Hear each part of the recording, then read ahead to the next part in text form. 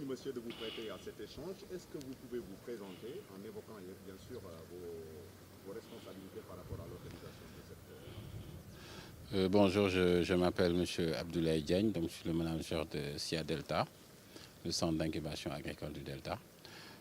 Présentement, nous sommes ici dans les locaux d'Africa Rice pour le lancement du projet renforcement de la résilience des groupements de femmes productrices dans cette localité du Delta.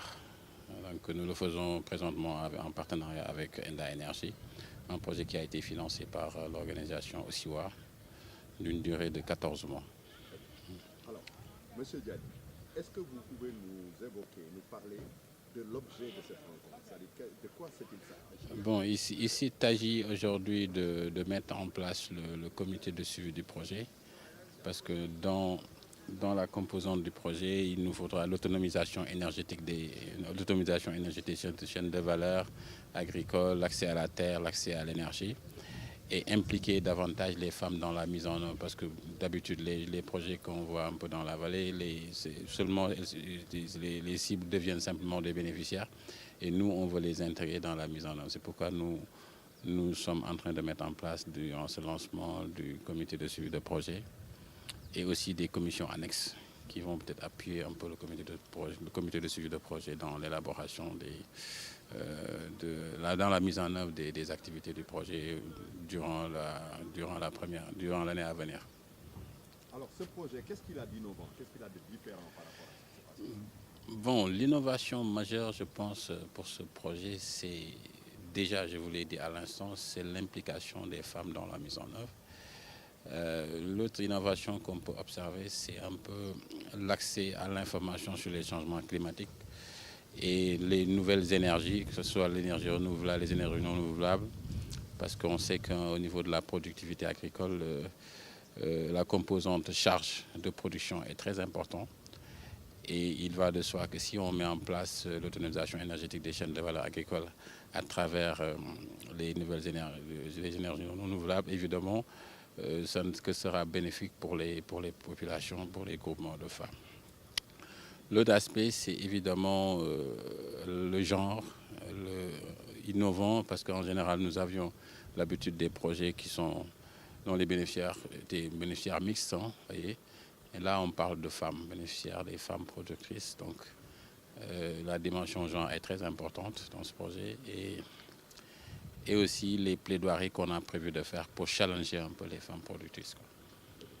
Alors, maintenant, en termes d'activité, qu'est-ce que vous avez prévu de faire comme activité durant ces 16 mois de vie du projet, globalement? Donc, globalement, au travers des axes du projet, donc, les activités sont sériées en fonction des axes du projet. Donc, vous avez des activités de plaidoirie, évidemment, qu'on fera beaucoup.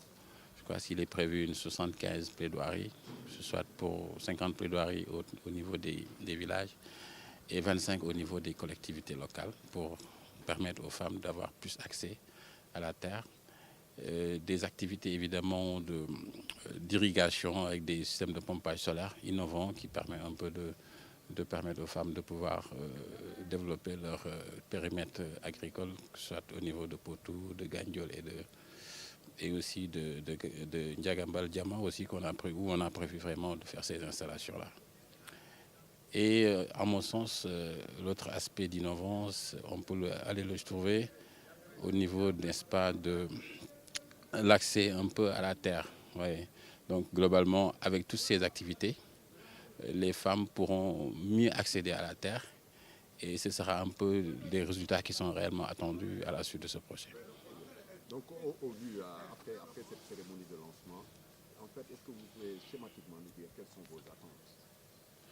Ben, écoutez, je pense que les attentes, je les ai évoquées tantôt, c'est arriver à impliquer davantage les femmes dans la mise en œuvre. Ça, c'est vraiment une attente très forte de la part du bailleur, d'ailleurs, en l'occurrence. Et il faut aussi attendre que nous arrivions à impacter à travers les activités que nous aurons à mener un peu l'évolution, le développement de ces femmes-là dans leur activité agricole, à travers une meilleure autonomisation, plus de productivité agricole, plus de leadership, qu'on puisse entendre la voix des femmes à travers les activités que nous ferons Et je pense qu'avec toutes ces activités, à la fin du projet, nous devons nous dire qu'évidemment, toutes ces qualités-là, les femmes qui s'y trouvent et qui se lancent dans l'agriculture sont beaucoup mieux outillées et qu'ils ont plus de leadership à faire valoir. Bon, merci. Alors la dernière question sera celle-ci.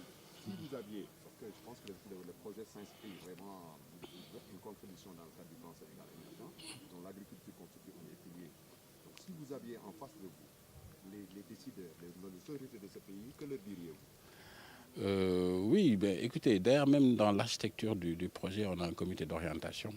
Ce comité d'orientation qui se réunit tous les 3 mois à Dakar, où sera invité, convié le partenaire financier, les représentants de l'État.